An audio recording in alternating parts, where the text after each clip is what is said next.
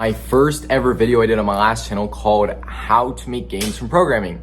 And I know a lot more about programming now and how to format all my ideas. And I'm considerably better coach at this point.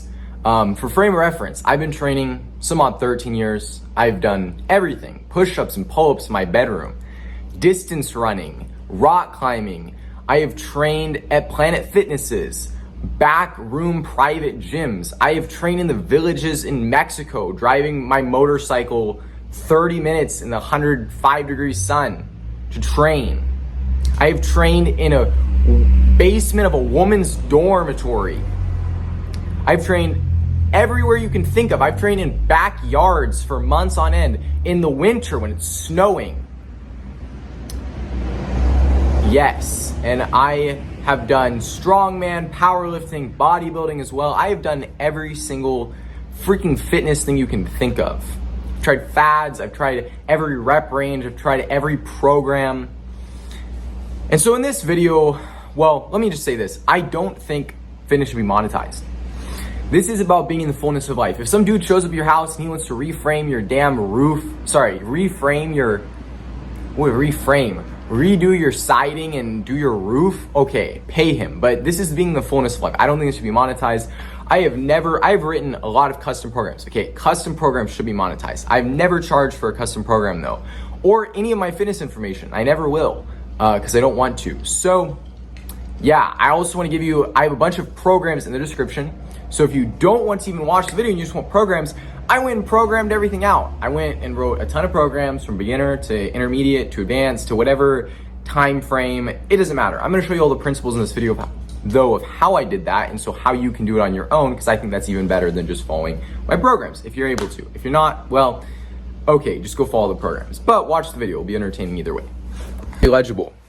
Okay, so the crux of any program, I don't care if you've been training 20 years or you've never touched weight in your life, you're gonna do 4 things as your base. Every single program, it's gonna have an upper body push, that's for your chest and your triceps, this and this. And then, well, let me just get to this. First off, the specific exercise you pick, whether it's pushing like this or pushing like this or pushing like this or pushing like this, it doesn't matter. None of that stuff matters. Here, hold on, I have an example. It's like me saying to you, let's eat food, right? We're gonna eat. And I have a banana and I have blueberries. And some scientist bro's like, oh, well, I'm gonna explain to you the molecular components in the blueberries so you know why you should eat blueberries instead of bananas. It's like, who cares? They're both gonna give you energy. They're both pretty much gonna do the exact same thing. Maybe you try bananas and you're like, oh, I don't like bananas as much. Okay, there, you try it out. That's the point. We're not talking about, oh, this is infinitely better because of XYZ study about blah, blah, blah. No. Just try the exercise. If you like it, you like it. If you don't, you don't. That's how simple this is. Simple. Okay, upper body pull, buys. I wish I didn't have the jacket on. Back, okay? Knee flexion, thighs, see?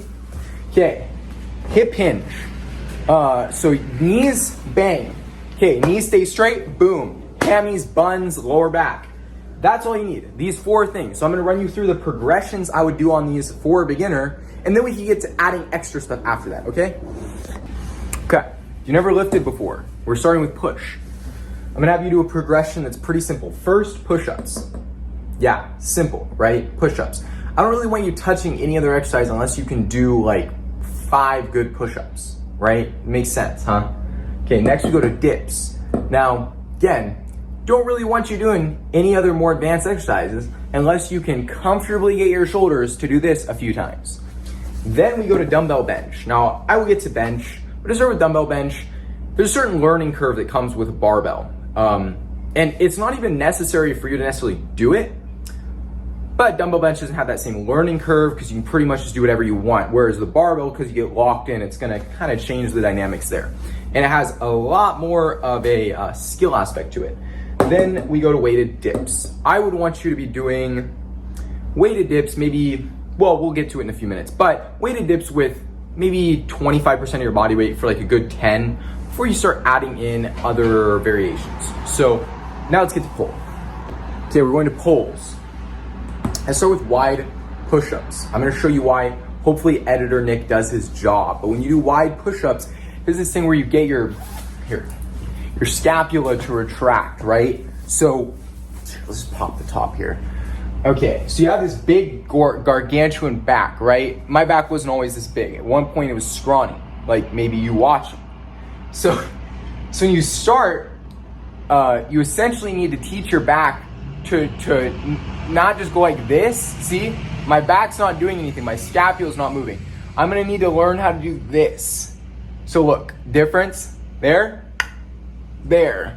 So there's an entirely, I could even honestly even just do this and you can see, and so wide push-ups will kind of teach you how to do that. And then you get to chin-ups. Now, I don't recommend starting with pull-ups. I recommend starting with chin-ups because pull-ups, again, if you start, you're just gonna kind of go like this, whereas you need to be going like this. Chin-ups doesn't really matter because no matter what, you're not really gonna be able to do that much anyway. You're just gonna be going like this. Okay. Then we go dumbbell rows. Again, dumbbell rows. You're rowing, and I need you to learn how to kind of, instead of just going like this, you need to learn how to do that. Okay, see the difference? This, that. Okay, this is really important, right? Because this is kind of the crux of you being able to progress your upper body. Like your whole upper body is kind of dependent on you doing this.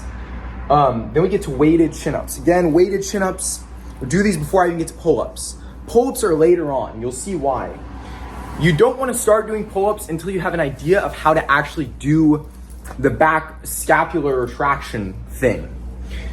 And then once you do that, and you can get, I don't know, so 10 good pull-ups with good scapular retraction, then you could do bench press, because every single time you bench press, same thing. You're not just going to go like this. You're going to take your back and go like that, and then bench press. And you need a strong back to do that. And then I put pullovers in here. Now the thing about pullovers is, I would have you do it no matter what.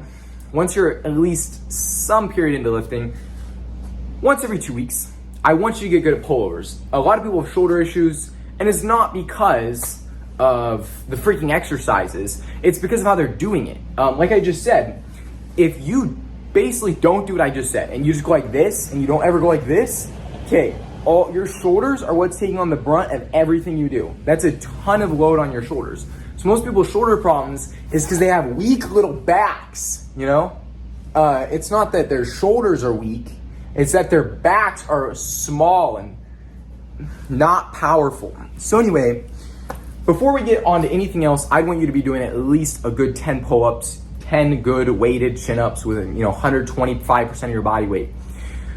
Anyway, let's go on to the legs. Okay, knee flexions. Big, let's see if I can see the hamstrings. They don't look that big from this angle. Okay, knee flexions. This is for your quads, basically squats. If you start, you're probably gonna be doing bodyweight squats. Now, I'll get to rep ranges in a minute, but here's what I wanna say. So look, when you squat, I don't wanna really edit this at all. So when you squat, you essentially just need to learn how to do a handful of things. You need to learn, because a lot of people when they first start squatting, their issue is gonna be, they're gonna like this, okay? I don't want you to go like this. I want you to tuck your rib cage, engage your glutes, and then instead of going like this, you're gonna break at your hips like this. You're gonna push your knees forward. Not too relevant to know that. The point is, I put leg pressing here because it will naturally teach you how to do that. The leg press, you're on a pad. You can't go like this. You're gonna naturally tuck your rib cage in, and you're gonna pull the knee in and then press. So it's really good at teaching how to squat, which is why I put them together. And I did this. I would almost have any beginner do this. I would have them leg press. The thing with the leg press, let's say I have you do a set of 10 on leg press, right? This is what you're gonna do. You're gonna get as deep as you comfortably can with no weight. You're gonna do 10. You're gonna add a 25 pounds or plate on either side, depending how strong you are. Do 10 as deep as you can, as if they're all working sets. You're just gonna keep doing that until you can't do 10. Make sense? Okay, that's rep ranges for you. Now, the other thing with rep ranges, and I'm just gonna cover this now, because why not? What do people say? There's all this talk on the internet between, I don't know, is 6 to 10 good? Is one is bad for hypertrophy? Listen, Nobody knows the underlying mechanisms of what cause hypertrophy. Nobody knows what's actually in this thing. What's in these strands here that's causing them to get so big from what I'm doing. Nobody knows that, okay? They pretend they do, they put little electrodes on. It doesn't matter. This is what I say with the ones, okay? Like a squat. If I were to have you do a squat single in your program, I don't care if you've only been training six months. If you can do a perfect squat, you can do singles. I don't care if you've been training 5 years. If I get you behind a bar and you start going like this and you're all over the place and your back's rounding, I don't care if you think you're an advanced lifter and you've been training, 10 years. I'm not having you do 1 rep maxes. We're gonna go down to a weight that you can comfortably manage and load. Most of your exercises, anywhere from 1 to 10 reps is fine. I think the idea that you have to do 6-10 is bad. A lot of my beginner programs, you'll see 6-10. Why? Because you don't know the exercise yet. If you don't know the exercise yet, we're not doing low rep ranges until you know how to do the exercise really good. And then we can start practicing low rep ranges because it will make you better at the exercise and contribute to hypertrophy. So that's rep ranges for you. Again, try anything. Don't be an idiot though. You're not an idiot, right? Okay? Yes? No? Maybe? I don't know. You tell me. You're not doing 20 plus reps on basically anything for any reason. I don't care what the context is. You're not even really doing more than like well over 12. Doesn't make any sense. There's no logic behind doing that. Okay, it's like driving to the grocery store at 60 miles away to pick up eggs instead of just going to the one that's 1 mile away. There's no rationale. It's just wasting energy and time. Hip hinges. So we have I put 3 hip hinges here. Thing is, trapper deadlifts, conventional deadlifts, Romanian deadlifts, top down deadlifts. Let's run through these real quick. Aside from this skill, again, this is all back stuff. Aside from this skill that you're learning, where you're going like this, the only other skill you really need is to go like this, really well. This is a basic progression. So here's a trap bar, right? Okay, I hinge a little bit, but I push my knees forward a lot. So you can see my torso is still pretty upright. Okay, it's an introduction. You can get these really heavy without getting hurt. Next, you get a barbell, right? Okay, start on the floor, you're bent over, okay. Still pretty upright. Third one is called a Romanian deadlift, top down deadlift. You start at the top, now you're really, really bending over at the hips, using the hamstrings, okay? I would have you learn all 3 of those pretty well before I have you go on to other stuff. And I would always have you keep deadlifts in your programs, no matter what. Some of the other stuff you'll see, we can switch out. Maybe not squats. Okay, let's see some basic standards before we go on. Okay, I have some bizarrely arbitrary numbers on the board. Damn, it's 10, okay. So look, chin-ups, 125% body weight for 10. Dips, 125% body weight for 10. What does it say? Squats, 2 times body weight for 10. So if you weigh 150 pounds, I want you to put a 150-pound barbell on your back and squat it for 10 with really good form. Leg press, 2 times body weight for 10. So on one of those 45-degree angled leg presses, I'd want you to be able to put about 3 plates on either side, do a really good set of 10. And then deadlifts, 155% body weight for 10. So if you weigh 200 pounds, you do 300 pounds for 5. Wait, 5, yeah, not 10. Okay, point is, before we get to all this stuff, because I'm gonna add in a ton of stuff you can do in a program. Thing is, there needs to be an order of things. And this is how it is in life, okay? This is kind of how life works, right? We don't let little kids get married and have sex at 14. We wait until they're 18. There's a reason for that. We don't teach kids calculus when they can't even do algebra and don't even understand variable components in math. It doesn't make any sense. So we are not going to have someone who doesn't understand the most basic aspect of using their body do more advanced exercises until they have a pretty good baseline. You don't need that other stuff. In fact, adding it in prematurely is just gonna waste of time because this is the base you build on right here. Make sense? Okay, now we can move on. Okay, sun is making it so this is getting less legible by the minute, but these are additions to our programs. The first we have is leg accessories. Then we have arms, abs, and we can add in chest and back accessories. So let me run through each one of these individually. When I say accessories, I'm not talking about the boy toy you carry on your arm as you go through the mall. I'm talking about adding to what you initially did. Now, what I want to point out this. The core of your program will always stay those 4 things. You're never going to change those 4 things. You're never going to add in more deadlifts, more squats, more chin-ups, and more dips. Now, I did not cover frequency. So let's quickly cover frequency. And sets. Literally, these are core components. When it comes to squats, deadlifts, and your push and your pull, you're really gonna do these once a week, or some odd once a week. You really don't need much more than that. And you'll see that in my programs. And you really only need one set. There's no reason to do more than one set. You gotta understand, your body is like an engine. Does that make sense? I hope. Because an engine needs a lot of things to function, and it has a lot of components that support its existence. And it stresses it out to drive. It's putting stress on it. When you train, you're stressing even more. You're adding more stress. Constantly adding stress to a system you're trying to increase isn't good. At some point, we stop adding stress. Do you hear that engine? It's an old diesel engine. It's stressed out. So we only do one set, and if we're making progress, we don't have more sets. If we're not making progress, we add more sets. Simple. You need those things once a week. Squat, deadlift, push, pull, your basics once a week. One set, maybe two sets if you're not making progress, then we add stuff in. So let's add stuff in. So I have the leg accessories here, and for knee flexions, I would definitely, basically with leg accessories, this is what you're gonna do. You're probably gonna have one training day where you do probably deadlift in the week, maybe one where you do a squat or a leg press, and then you'll probably do one other knee flexion throughout the week. You'll probably do 1 to 2 sets of it. Bulgarian split squats, I put here, you do them with dumbbells, you do it with a barbell, doesn't matter. It does matter, at some point you're going to do a barbell because you get really strong, but at first years, dumbbells. Lunges, dumbbells, barbell, probably just barbell, it's better. Hack squats, and leg extensions. Now, I'm not a big fan of hack squats or leg extensions. I think leg extensions in particular are like absolutely useless. I think really do like your legs need weight. You can put like, hundreds of pounds in your legs. Doing like a light little leg extension, I've never gotten anything out of them. I've never seen anyone get any great results out of them. I think it's a waste of time. Hip hinges.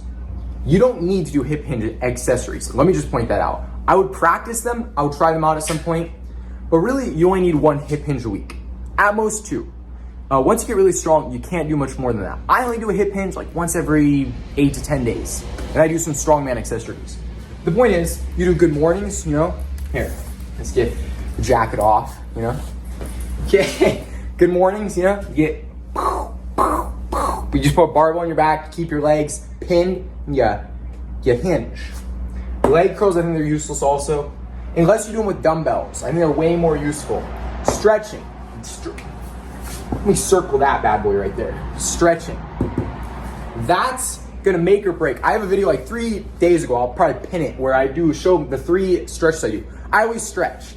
You can essentially do like 1 set of deadlifts a week and make gains, but you need to stretch. Because if you just come in and you wanna get, you have those tight hammies from sitting all week, and you wanna get, really heavy on the deadlifts, that's not gonna work, right? I'm not having you go heavy on deadlifts so you get down, you're, oh my gosh, so uncomfortable, I can barely move. No, I want you to get nice and tight and powerful and yank that, thrust your hips into that bar, baby.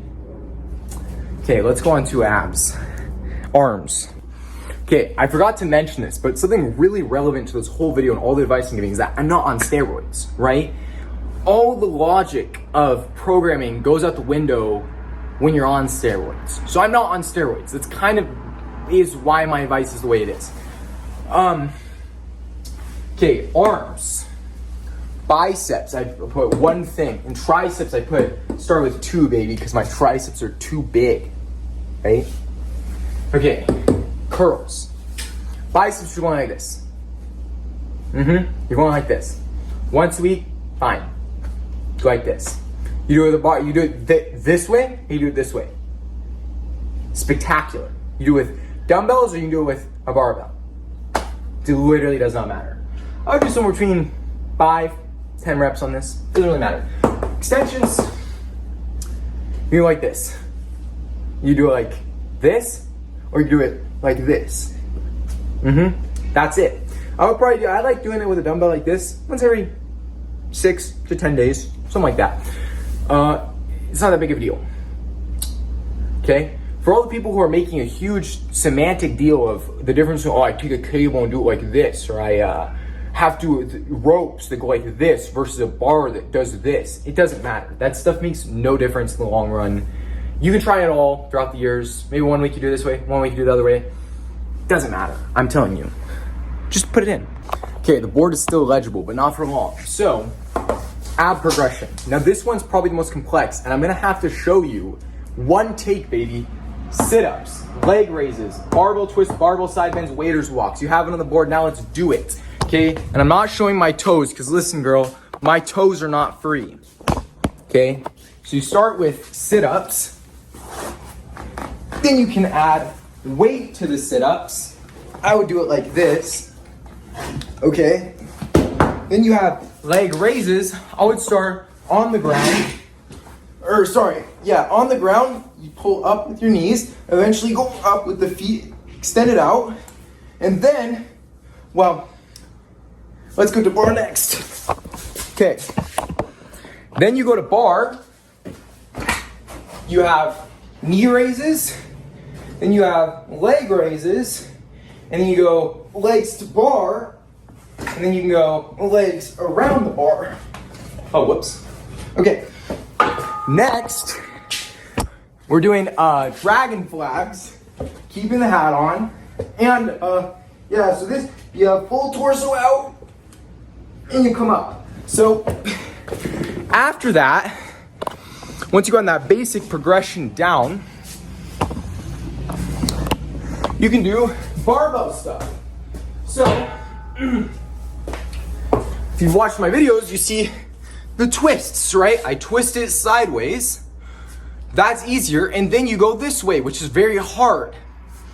Okay? After that, you can do one arm walks where you go like this, you walk, and that's your ab progression.